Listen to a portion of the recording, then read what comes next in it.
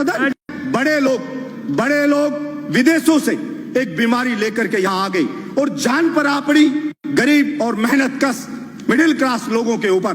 तरह तरह की बात होती है, आदेश जारी होते हैं। डिजास्टर मैनेजमेंट के तहत केंद्र सरकार ने एक आदेश जारी किया। हमारे माननीय प्रधानमंत्री जी ने कहा कि गरीब लोग, जो मजदूर लोग हैं, जो फैक्ट्री में काम करते हैं, उनको लॉकडाउन के वक्त का पूरा वेतन फैक्ट्री के मालिक देंगे।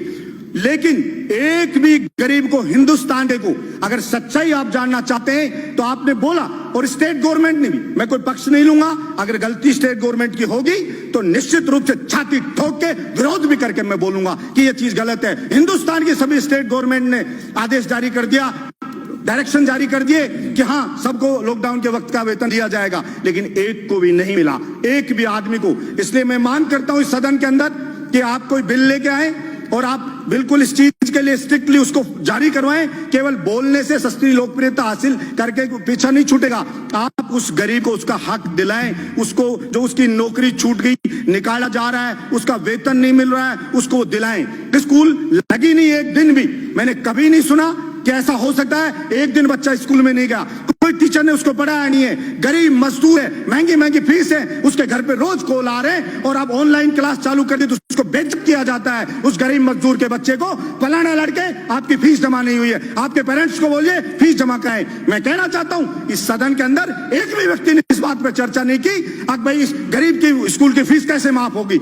और सुप्रीम कोर्ट में गए, अभिभावक गए, तो सुप्रीम कोर्ट ने कहा हर स्टेट के अलग अलग चीजें प्रॉब्लम है, अलग अलग स्थिति, आप हाई कोर्ट में जाइए, वहां की गवर्नमेंट से बात करिए। लेकिन मैं कहना चाहता हूं, आपने बोल दिया, एक बार बोलने से नहीं होगा। मेरे बहरोड में बुला के सारे स्कूल मालिकों को कहा कि बलजीत यादव जिंदा है तब तक यहां पे कोई किसी की फीस नहीं ले सकता, गरीब मजदूर की। मेरी छाती पे चढ़ के फीस ले सकते हो, उसके लिए मुझे चाहे अरेस्ट कर लेना, चाहे कह देना कानून को नहीं मान रहा है, लेकिन कानून या तो बनाइए और नहीं बनाएंगे तो निश्चित रूप से अन्याय नहीं होने देंगे। हम लड़ेंगे और जनता की डिमांड होती है, वैसे ही कानून बनते हैं, बिगड़ते हैं, बनाए जाते हैं नहीं। इसलिए सरकार में मांग करता हूं कि ये कानून बिल लेके आए और उसको कहे। और अभी कई स्टेट ने किया, यूपी ने स्टेट ने किया, नहीं माना तो यूपी स्टेट ने एक बिल वो लेकर के आई, ऑर्डिनेंस जारी करवाया, self finance independent school act 2020।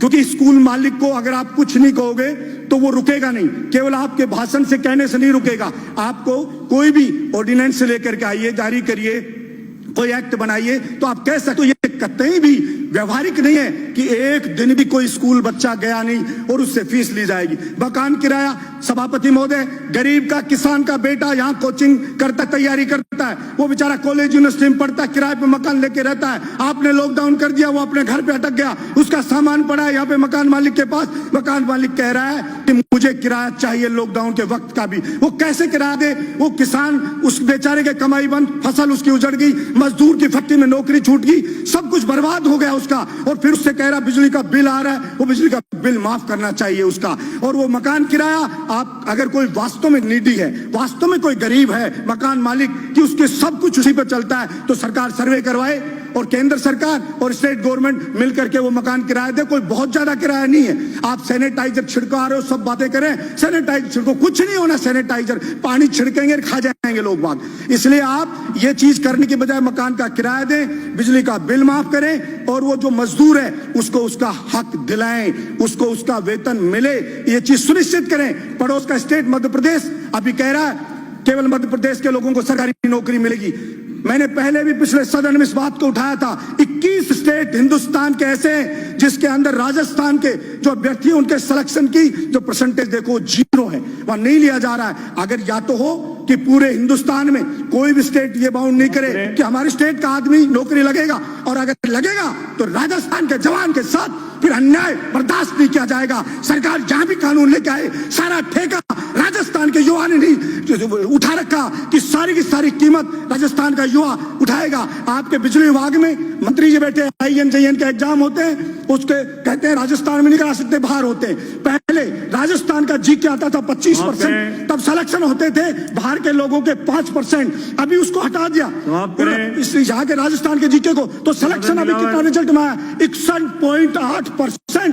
बाहर के लोग यहाँ पर आ गए और यहाँ के राजस्थान के लोग रह गए। इसलिए मैं मांग करता हूँ एक खत्म करो, एक मिनट पीडब्ल्यूडी में हुआ, उसके अंदर जीके है राजस्थान की, उसमें 5% बाहर के लोग आए।